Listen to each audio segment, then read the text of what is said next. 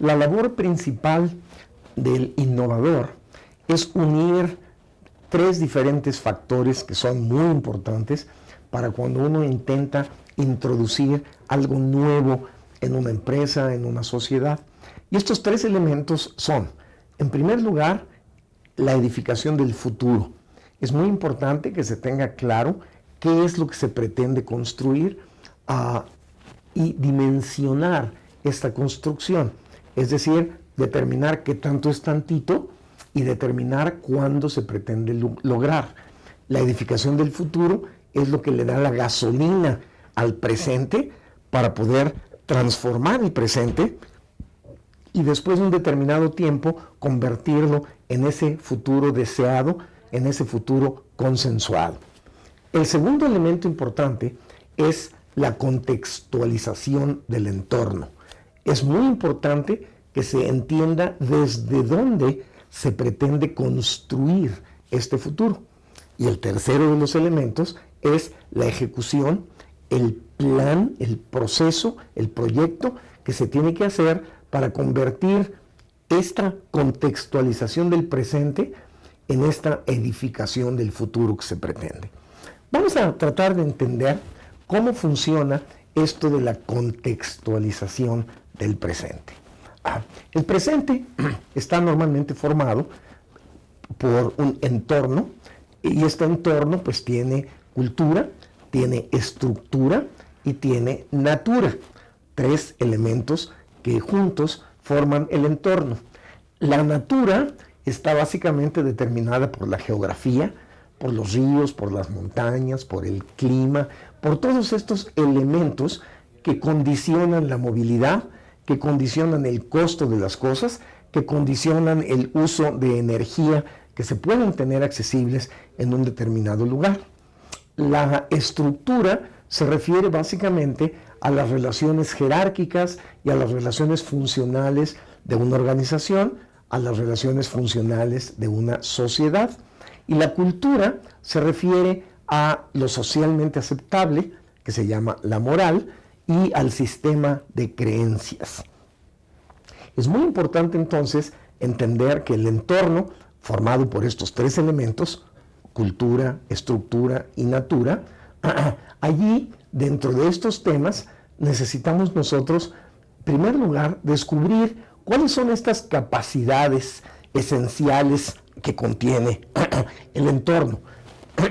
¿Cuáles son estas capacidades que pudieran servir para poder edificar un futuro?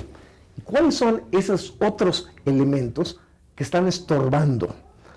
¿Y cuáles son los otros elementos que pudieran ser simplemente catalizadores, que pudieran estar allí y que no estorban, que no ayudan, pero que de alguna manera pues también distraen la atención y que pudieran en un momento dado ser elementos de diversificar el futuro?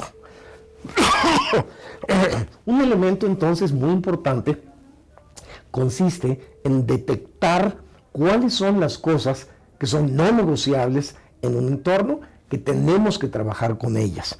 Y para esto lo que se sugiere es lo que a mí me gusta llamar el método del trailero.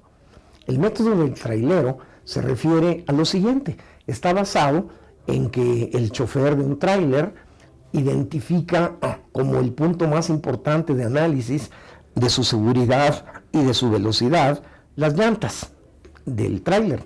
Pero como las llantas son muchas, y en muchas ocasiones el pivote de las llantas queda bastante lejos y no es fácil meter el medidor de las llantas, entonces lo que hace es toma un palo, un bate, y les empieza a golpear a las llantas.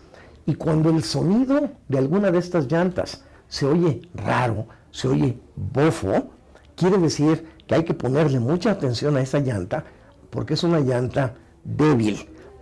Es una llanta que tendría que reforzar su funcionamiento.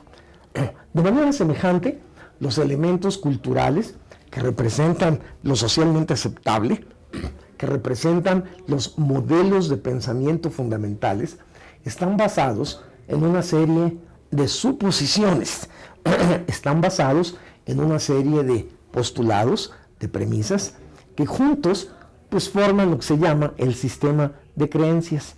Entonces lo que tendríamos que hacer es empezar a confrontar el sistema de creencias.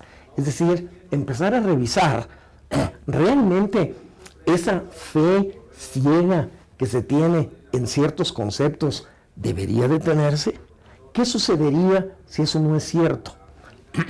Colón seguramente hizo un análisis sobre si verdaderamente la Tierra era plana, que tantas evidencias sugerían que la Tierra fuese plana. Confrontó las suposiciones, confrontó esos postulados y por lo tanto empezó de alguna manera a ponerle atención a todas aquellas premisas, a todos aquellos postulados que eran verdaderamente débiles porque sonaban bofos. Lo mismo le sucede a un proyecto nuevo de un innovador. Uno tendría que detenerse y pensar cuáles son esas suposiciones que estamos haciendo, cuáles son esos elementos que tenemos que reconocer como válidos, como inamovibles, sobre los cuales tendremos que hacer la construcción y a partir de allí manejar la edificación. Si no hacemos esto, estaríamos prácticamente manejando fe ciega en el sistema de creencias y por lo tanto cualquier plan de innovación estaría verdaderamente tocado en su genética, en su génesis.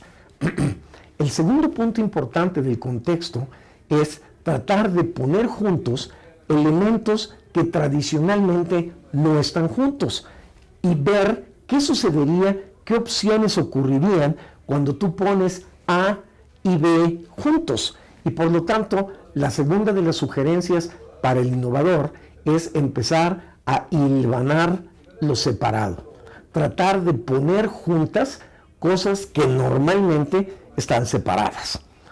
Por lo tanto, la recomendación básica para el proceso de contextualización se resume en dos conceptos importantes. Uno, revisar las suposiciones, cuestionarlas y confrontarlas hasta el cansancio para poder determinar si verdaderamente son sólidas o simplemente están allí por tradición. Y el segundo punto, empezar a poner juntos elementos que tradicionalmente no lo estaban. Con estas dos recomendaciones, creemos que es posible manejar un contexto lo suficientemente rico como para hacerlo la base, para hacerlo el fundamento de la edificación de un futuro.